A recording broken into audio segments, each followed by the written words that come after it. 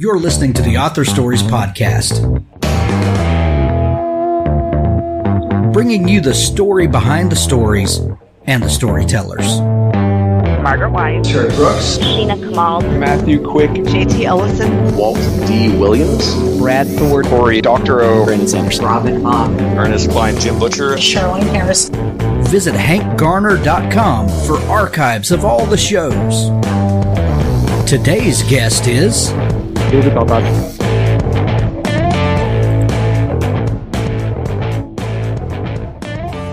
Flesh, Blood, Steel, the new book from David Allen Jones. 16-year-old Jake Harris wakes up after a horrific car accident to find 13 years have come and gone. He's 29 years old, a cyborg, and one of the world's most feared assassins. Horrified by the things he's done, things he can't remember, Jake vows never to kill again. Unfortunately, the company that owns Jake has other plans. They're not about to lose their top hitman to the errant memories of his teenage self. When Jake manages to escape them, they launch a worldwide manhunt that ranges from a near-future New York City to Paris. Desperate to remain himself, Jake joins a rebel faction dedicated to wresting control of the world's governments from the hands of militarized corporations. Using his enhanced body and perceptions, he is able to aid them in their fight. But Jake doesn't realize the rebels have their own plans for him, ones that involve unleashing his unique talents on their enemies. Faced with a dark past he can't recall and uncertain whom he should trust, Jake must come to terms with the sinister choices that molded him into the man he became. The question is, can he avoid doing it all again? Assassins aren't born, they're programmed. Flesh, Blood, Steel by David Allen Jones. Well, thanks for joining me again for the Author Stories Podcast, where I bring you the story behind the stories and the storytellers. Today, I'm super excited to have David Baldacci on the show with me today. He has a fantastic new book called The Stars Below, and this is in the Vega Jane series, his young reader series. Welcome to the show, David. Oh, thank you. It's great to be here. David, we begin each show with the same question, and that question is, what is your first memory of wanting to be a writer or storyteller?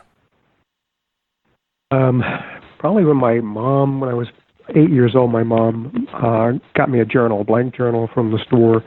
I was one of those kids who never shut up. I was always telling these tall tales and stories, usually get myself out of trouble. And she said, why don't you try writing some of these things down? And so I remember taking the pen and putting it to the paper and starting writing down, a story, and then never looking back from that point onwards. I realized to me that I was a voracious reader as well. I realized that this was the first time where I could do what other people have done for me. I can write something that other people could read and enjoy and lose themselves in my imagination, which is what I would do when I would open up a book. So it was a pretty early memory for me, and obviously it took a long time to build up a career as a writer, but that was probably my first step back then. Sure. You said you were a voracious reader. What kinds of stories really captured your imagination? I loved everything from fantasy stories, to, I remember there's this really popular story about these farm animals that would dress up as humans and have these adventures, cowboys and pirates and all that stuff. And obviously it was crazy, but for an 8 or 9 year old, it was a lot of fun. I also like biographies of famous people, but they only wrote about them their time when they were kids. So everybody from George Washington to Ringling Brothers to, anybody. And then you would reach their adulthood, and that's when the book would end, because you knew what they did afterwards. They became famous, but it showed how they grew up and maybe what fueled, what later became, their interest and passion, and how they became famous. So I like those books and everything in between. I would read mystery books, Three Investigators and Hardy Boys and Agatha Christie and Sherlock Holmes. I remember the first time I ever read The Speckled Band, my first Sherlock Holmes story. It was in a Reader's Digest condensed book, and it was just fabulous. And to realize that I had a lot of other stories with Sherlock Holmes and Dr. Watson to read was just, gravy on top. Right.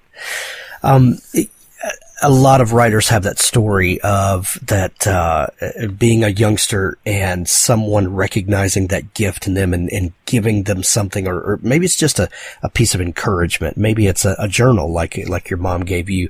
And those things stick with us for forever. It seems like that that early acknowledgement, that maybe there's a storyteller in there. What happens a lot of time though is, we don't normally pursue that straight through. We go on about the business of living and building a life and a family and all that stuff. And then writing comes back to us. What was the point where writing came back to you? Yeah, I had been writing short stories when I was in high school and college and even into law school, and trying to get those published. I love short stories. I was a big Raymond Carver fan, and Eudora Welty, Flannery O'Connor, Truman Capote, Walker Percy. And I thought, maybe I can be a short story writer and I'll make my living and support my family as a lawyer. And I remember a friend of mine went out to L.A. trying to break into film as a producer and brought back a screenplay. I'd never read a screenplay before, and I read it. I thought, this is an interesting way to tell a story. And I set off writing screenplays for the next 4 years while I was working as a lawyer in Washington, D.C. I got an agent based on one of my screenplays and almost sold one out there, but as usual, what happens out there, everybody's hype, and then it fizzles and it goes away. But then I had an idea for a novel. My law office was near the White House. I had an idea for the president who did something wrong, and there's a cover-up and, a murder and Secret Service that, eventually the truth comes out. I'd sort of based it on like a John Kennedy-esque president who, would have trysts in the White House, and something just went wrong during one of those trysts. And what intrigued me about it was all the careers tied to the president. There's hundreds of them. And if he goes down, all those people go down with him. So that was intriguing for me. And I spent 3 years writing that novel when I was practicing law. And I remember, going down to my little cubby after work every night, and then my wife and kids were in bed, and just jumping into that book because that was my time to write what I wanted to write instead of during the day, having to write what clients wanted me to write or partners wanted me to write. And I'd been off and on writing all that time. But, over the last 7 or 8 years while I was practicing law, it really came back heavy that I wanted to do this. Maybe not for a living. I didn't know if I could support myself as a writer, but I wanted to give it a shot to try to get something done. It was the thing that was going to scratch that itch you had inside you. Yeah, what drive was, I did an event down in Florida recently, about a week ago with John Grisham. I've done a bunch of events with John, and we've known each other a long time, and we sat up on stage and taking questions, and, we disagree on the writing process. He likes to outline everything and know the ending before he starts. I kind of just work my way towards the ending. But we did agree on one thing, that what keeps us going, neither one of us has to write anymore. We could just retire now and live happily ever after, but it's that drive of wanting to write stories. And I get up every day with that motor still burning as much as it did when I was younger. I can't imagine a day of my life going by without thinking about or writing about a story. And that's, I think, what drives writers who have had long careers, because it's just an obsession. You write because you can't not write. Right. It's just, and I did that even when I had no success. It was, the words are really a big part of my life. I wanted to be published. Everybody wants to be published, but it wasn't like I felt like I was ever going to quit just because nothing had happened for me, because that would have been a huge void in my life. I had nothing else to fill it with. There's a, writing is a weird thing in that, no matter how much success you've had, how many books, you've written and published, when a new one, comes along, everybody starts at ground zero all over again, don't you? Yeah, absolutely do. I feel like when I start a new book, I'm writing my first novel over and over again. I have no idea what I'm doing. I have no idea if I'm going to be able to finish it, if I can, bring the magic back again, that people will actually enjoy it. But I think that's also a good thing, because the last thing you want to be as a writer is complacent. And the last question you want to ask yourself when you're starting a new book is, how did I do it last time? And you sort of write the same story, just change the names.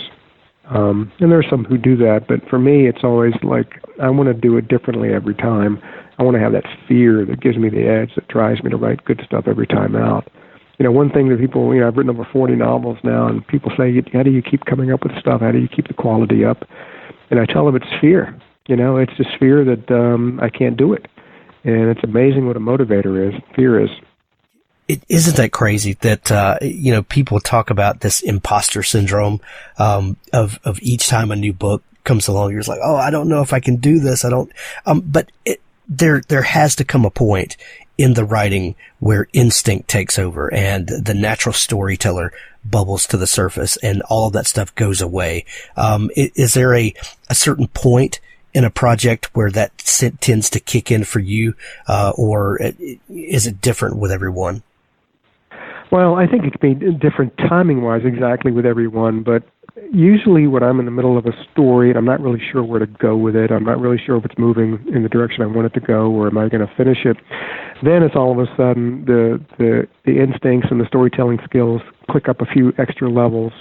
And, basing it on experience, you're like, you know what, I can work my way through this because I'm just going to walk away for a little while, go take a walk, go take a shower, and let stuff, sort of marinate inside of me. And I'm going to figure this out because I've done it before, but I'm going to figure it out in a new way, in a way that I haven't done before. So, and it's really hard, when I've gone and I've talked to aspiring writers and talked to them about different things and, my process, but so much of it is difficult to teach because it is sort of instinct. I can't tell them why in this chapter I decided to end it a particular way. Because it felt right to me. It may not feel right to every other writer who is experiencing the same sort of decision-making.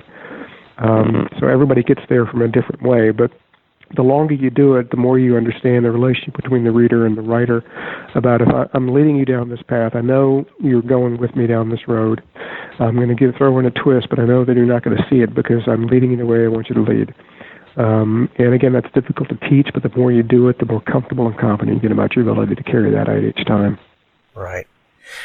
All those years that you spent writing short stories, how do you feel like that impacted your creative process? And do you draw on those experiences still today of that time in the trenches writing shorter fiction?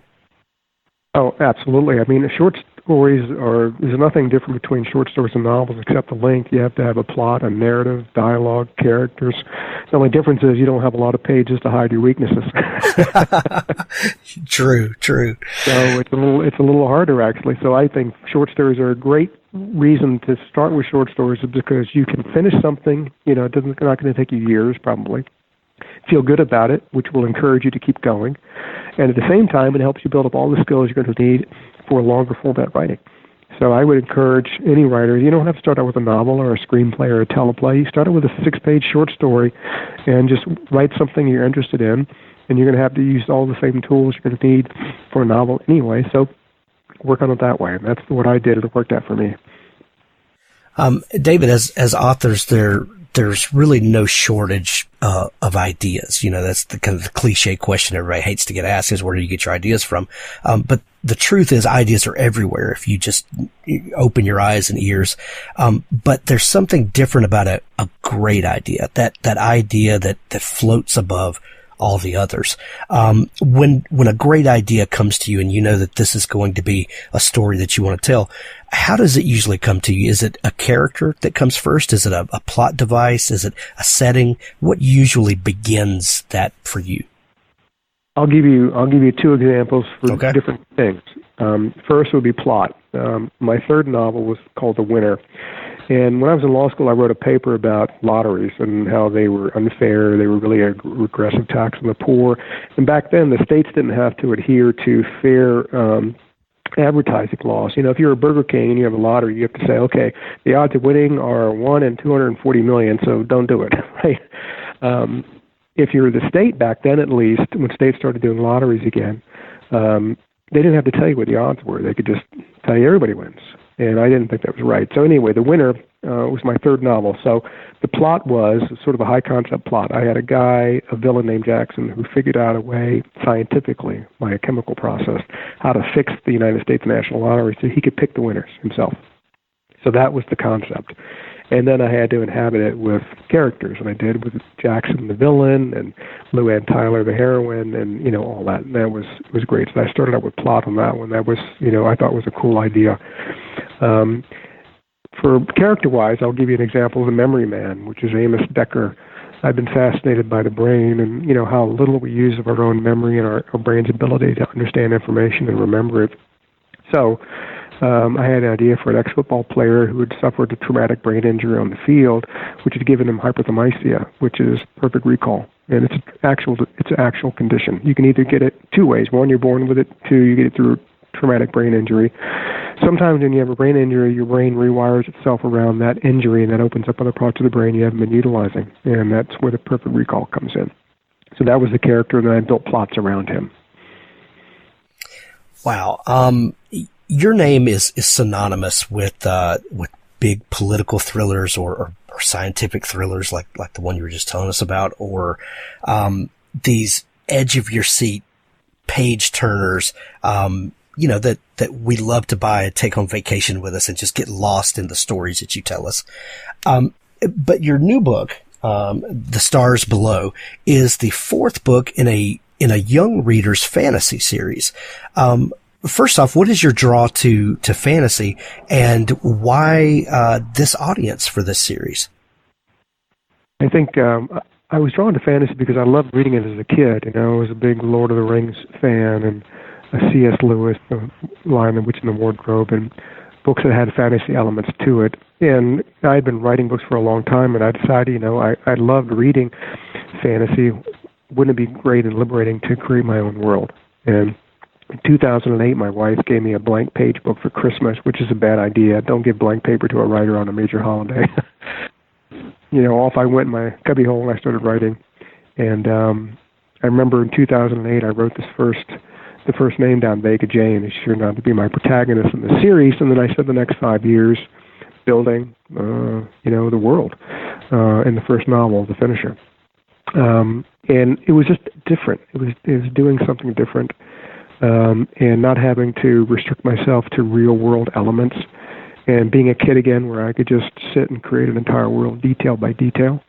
And it was a fantastic experience. And when I remember when I finished the novel, nobody knew I was even writing it, not even my agent or my publisher, no one except my wife. And we sent it out to publishers. I insisted on sending it out under a pseudonym because I wanted the publishers to buy it for the story and not because the name attached to it. And so when Scholastic bought it, they thought I was a first-time novelist debut, and they were really excited. And when I went up to meet with them in New York, they were quite surprised it was me. Oh, I wish you would have videotaped that meeting. That would have been amazing. You talked about it being, different, and you approaching the story differently. What are some of the things, some of the specifics that are so different about writing this series? Of course, it's you can't draw on actual places like Washington D.C. and actual power structures like the president and being involved in shenanigans and things like that. How difficult is it to come up with a new plot and things like that where the landscape is not immediately familiar to the reader? Right. Well, you have to take a little more time in describing the area and the people. And there was also a language. There were different terms in the book that I had to sort of take time to explain what they meant so people could follow the story along. But with that, once that was set in place, then it was really just about talking and telling a story about a young girl who is faced with a lot of challenges. She's living in a world that she thinks is a total lie. She's been told this her whole life, and she wants to make the decision to go out and try to find the truth. That could be a classic story in any tale, fantasy or not. So moving forward with that, once I'd established the world, then I could move forward with the story. But then, as she goes into another world and she meets these fantastic creatures and has these challenges, you have to take a step back, and you can't just assume the reader's going to be able to follow along with what these things are. So you have to take a little more time to carve out page time, as I will call it, to describe these beasts, what they can do, how you can defeat them and things like that, because it's not going to be common knowledge among people. That was the biggest difference for me. So what is the plot set up for this series, and who is Vega Jane, and where did we find her? Vega Jane is 14 years old. She lives in a little village called Wormwood. It's sort of I don't tell you the time period, but it's pretty rural and pretty rustic, and there are no cars or anything like that. It's surrounded by a thing called the Quag, which is a forest full of deadly creatures, and so they're told, all the people in Wormwood are told never to leave Wormwood because you'll die in the Quag, and besides, you don't have to. There's nothing beyond the Quag. That's it. That's the whole universe we live in. And everybody in Wormwood believes that, except for Vega Jane, and she sort of makes it her mission to find out the truth. And at the end of The Finisher, the first novel, she and her friend Delph leave Wormwood. They escape and go into the Quag because they want to find out what the truth really is. So The second novel is called The Keeper, and that's her battling her way through the Quag, which is a very fantastical place, lots of different mysterious rings, and you have to get through lots of challenges and lots of danger. And then you go to The Width of the World, where they leave the Quag, and now they're in a brand new world that seems more modern in many respects. I would say, think about the 1930s or 1940s. And there are challenges there, and then in The Stars Below, she's in that same world, but it's really the culmination of the first three books where she's building, her underdog ragtag army, and they have to do battle against a far superior force, ultimately for survival. So in the final novel, it almost encompasses life in general, because she makes a lot of mistakes, she makes the wrong choices, she trusts people she shouldn't, and she doesn't trust people she should. But she keeps falling down and she keeps getting back up, as we all do in life. And we learn, sometimes the best life experiences are learned through failure, not victory or triumph. And that's what she does. So I think the life lesson taken away from there is you may fall down many times, but people only remember how you get back up. You said that this was the kind of story that could be told in any genre. There are classic archetypes of stories, and this is definitely one. But when you write it in a fantasy setting with the window dressing of that genre, you get to use magic. What was the most fun part of building a magic system and working that element into the story? I think there are two things to it. One was just this, when she first learned that with the aid of this magical chain called Destin, she could fly. I spent a lot of time on that because I wanted to show not just her flying, I wanted to show the wonderment she had while she was flying. And just this liberation from physical earth, that she could go up into the air. And also the painful crashes, as she learned how to do it well, because you have to do the upside and the downside together. So I really wanted to show that. And the second part was her learning how to accept the powers that she had, learning how to improve upon them, and also learning how to use them responsibly. It's almost like if somebody drink responsibly, use your magic responsibly, okay? Right. Just don't pull it out whenever you have to. Right. So it was a journey, a learning experience, and an education for her and people around her. And then she got to the point where she was mentoring and teaching other people how to do it. So the lessons she learned as a young sorceress were very important for her later on in teaching others the same skills.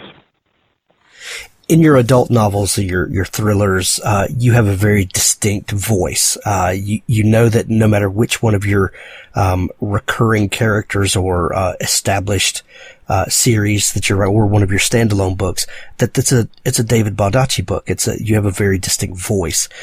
Do you feel like that in writing the younger readers' fiction that you've developed a new voice for that audience? In many ways, I think that I have. Certainly after spending 4 books with Vega Jane, I really think I've developed her voice and gotten it down completely pat. And that only comes with doing it. And some of the other characters in the novel, the recurring characters like Delph, I really felt like I understood his personality and could, write him with my eyes closed and one hand tied behind my back. But that only comes with spending time with the characters. So whether it's a fantasy series or an adult series, the writer will come to that point where they're so comfortable with the series and the characters that you could be away from them for, like I was with Amos Decker. He's going to be coming out again in April. I haven't spent a year away from him writing other books, but when I went back to write about him, it was just I'd never been away from him. Nice. As writers, we tend to write a lot of what we know. As far as I know, you have never been a 14-year-old girl. Right. How do you channel Vega and write her so believably? And how important is it to you to have these strong young female voices in literature? Well, I grew up with my grandmother and my mother. And they were very strong, independent women. They both grew up in Southwest Virginia on top of a mountain with nothing. I'm married to a very independent woman. We raised a very independent daughter. So I was a father, of a 14-year-old a long time ago. So I think we talked about this earlier, one of the best attributes of a writer is to be curious and to listen and to watch other people. And I think I've soaked all that in over the years, and I feel comfortable writing from a female perspective because I experienced a lot of it over my life. And I think particularly these days with the Me Too movement and all that, we can never have too many positive female role models and showing women as they truly are, independent, strong, capable, they can take care of themselves. I've never written about a damsel in distress in my life. I haven't met any. So yeah, that's me not either. something I'm really aware of. So I think it's very important to have women who are capable and can take care of themselves. And I sometimes I cringe when I go back and watch shows that I watched growing up in the 70s and 80s and how sexist and they were and how demeaning they were to women. And those were shows that I grew up and watched and I thought that I enjoyed, and then I go back and I'm like, oh my God, it was not that long ago. Fortunately, we've come a long way, but I think it also shows how much farther we have to go. Right. You mentioned there's a new Amos Decker book coming up in a couple of months. You've got this series that people are absolutely loving. How do you juggle all of the things that you have addicted us all to, and to keep the audiences engaged and to keep giving people what they're asking for? It has to be daunting to know that you have kind of created this thing and people want more and more and more. Yeah, it's, there's no rhyme or reason to it, a precise formula. I write about things and I keep bringing a series back because I'm really interested still in the characters. I think they still have room to grow and evolve. If I run out of juice with someone like that, then I just move on to something else because I don't want to bring a character back just for bringing a character back.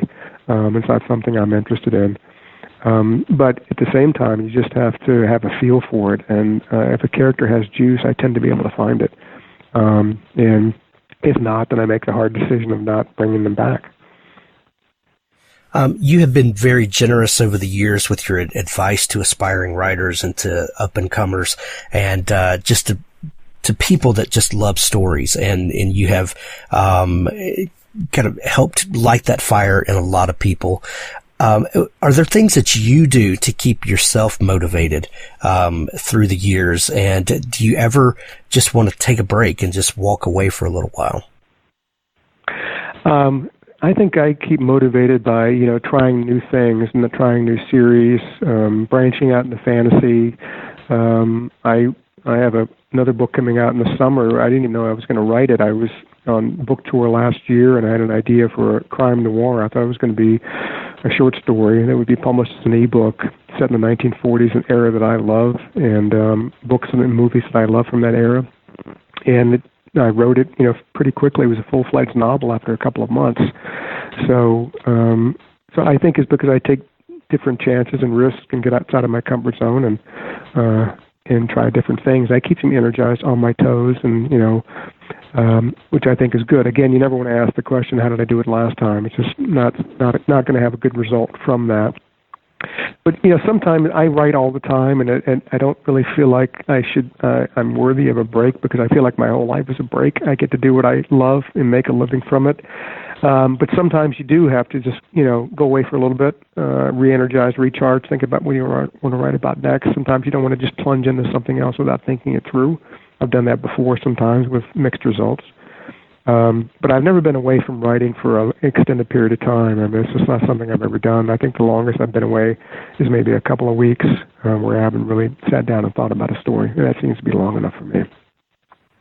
David, have your writer's tools changed over the years? Are you a just straight word processor guy? Do you write things longhand? What's your process for getting things on the page? I do it all. I write on the processor a lot. I also like to handwrite stuff. One novel that I finished a couple of years ago, I wrote the first 100 pages by hand, just because it felt better. It felt right for me. I edit longhand for the most part. I like to see the blood on the page, so it's different. Every book has a different feel.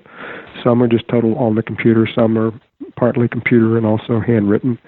I like to do my notes handwritten and my outlines and all that, and I have my journals and notebooks. Most of those are all handwritten. David, the new book, The Stars Below, it's book 4 in the Vega Jane series. This is an absolutely phenomenal read. Folks, if you're listening out there, if you have a young reader, this is an ideal gift for them. It's a great read for adults as well. I encourage everyone to pick a copy of it. David, where can people connect with you online to dig into your back catalog and to learn more about you? They can go to davidbaldacci.com. That's my website. And connected to that are links for Facebook, Twitter, Instagram. I post quite a bit on those, and so they can find out what's going on in my life, what I'm thinking about, and what things are happening with books and film, television. Great. And we'll put links to all that in the show notes. David, thank you so much for taking time to come on the show today, and good luck on the book launch. Thank you very much. I enjoyed it a lot. I appreciate it. Thanks for listening to the Author Stories podcast. For more great author interviews like this one, go to hankgarner.com and dig through the archives. There's something there I know you'll love. Now stay tuned for a special audio clip from Richard Gleaves' The Jason Crane series. I'm melting! I'm melting! Cried Joey. Take the picture already!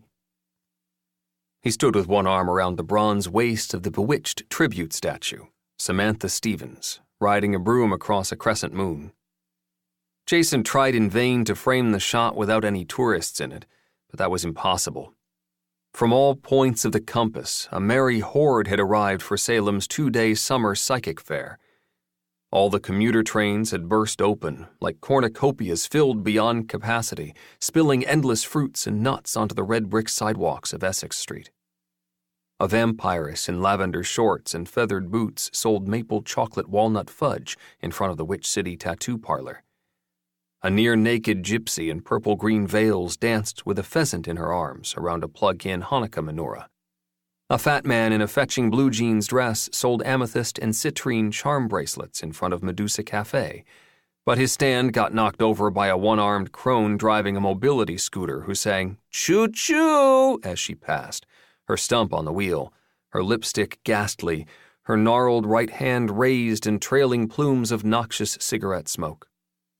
Chewbacca leapt out of her way and slapped sparks from his fur. He gave a disgruntled growl before going back to playing Summer Lovin' on his ukulele.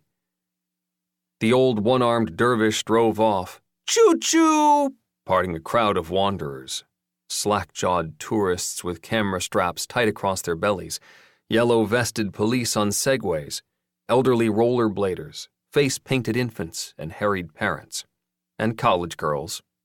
So many hot, hysterical college girls that you'd think somebody had napalmed a sorority house. Jason, are you deaf? Sorry. Jason raised the phone and took the shot. Joey inspected the photo and nodded in approval.